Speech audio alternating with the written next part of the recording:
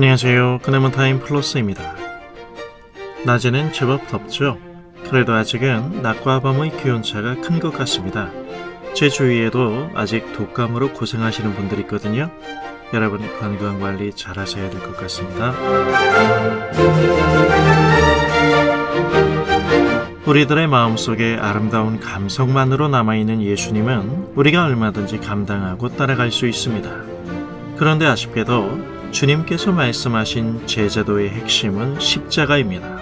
이 두 거리는 우리가 아무리 주님 앞에 온갖 재롱을 다 떨어도 좁혀질 수 없는 반드시 제자로 살아가야 하는 근본적인 현실입니다. 해마다 고난주간이 되면 보통 우리는 그리스도의 십자가를 묵상하며 예수님의 당한 고난, 특히 예수님의 육체적 고난에 집중하게 됩니다. 예수님의 공생의 최후의 마지막 1시간을 그린 영화 패션 오브 크라이스트는 매년 이 기간이 돌아오면 대다수의 그리스도인들이 다시 찾게 되는 헐리우드의 명작이 되었습니다. 감독인 멜 깁슨이죠.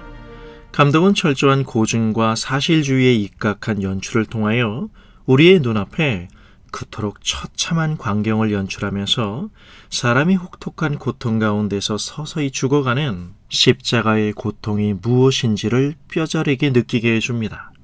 2004년 개봉 당시 이 영화를 보면서 오열하는 분들, 심지어 실신까지 한 사람도 있었다는 얘기를 들은 기억이 있습니다.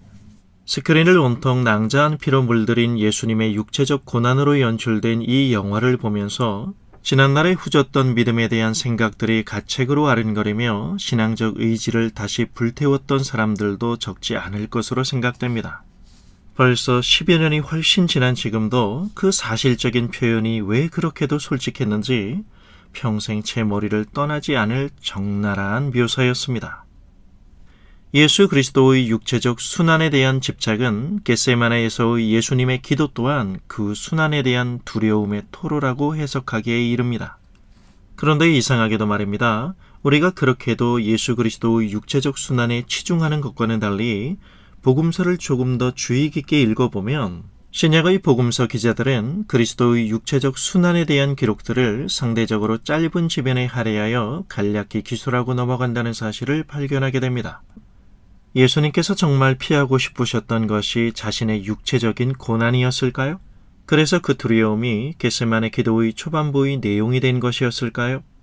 만약 그렇다면 복음서 기자들은 왜 더 많은 지면을 할애하여 하나님의 아들이 인간의 죄 때문에 죽어야 하는 이 기막힌 스토리를 더 자극적으로 기술하지 않았던 것이었을까요?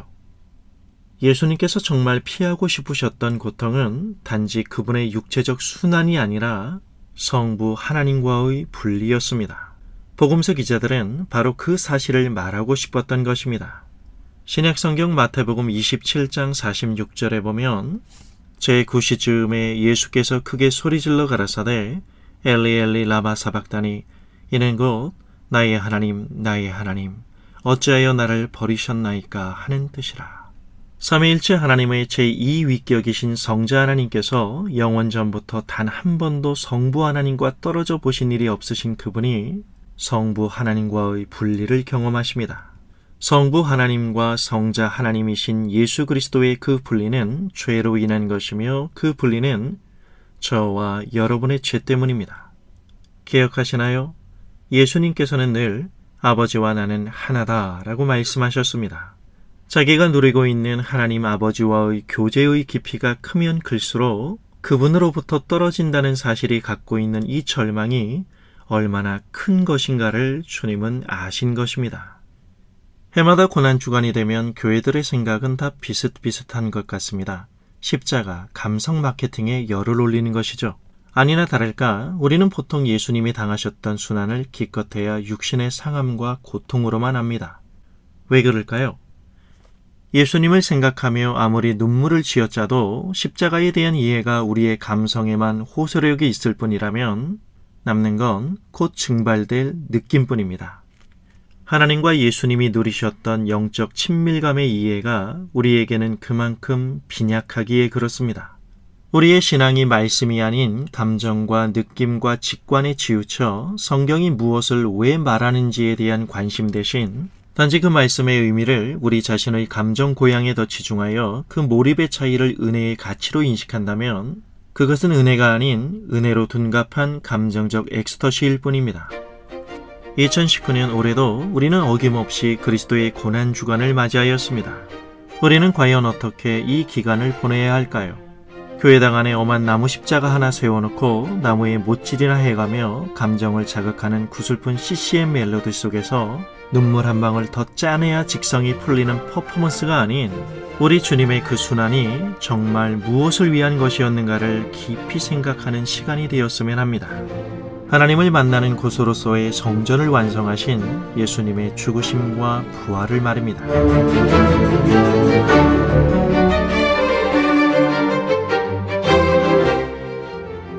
완연한 봄날입니다. 그래서 더 노곤한 걸까요? 오늘도 좋은 하루 되시고 다음 주 월요일 그나마 타임에서 만나죠.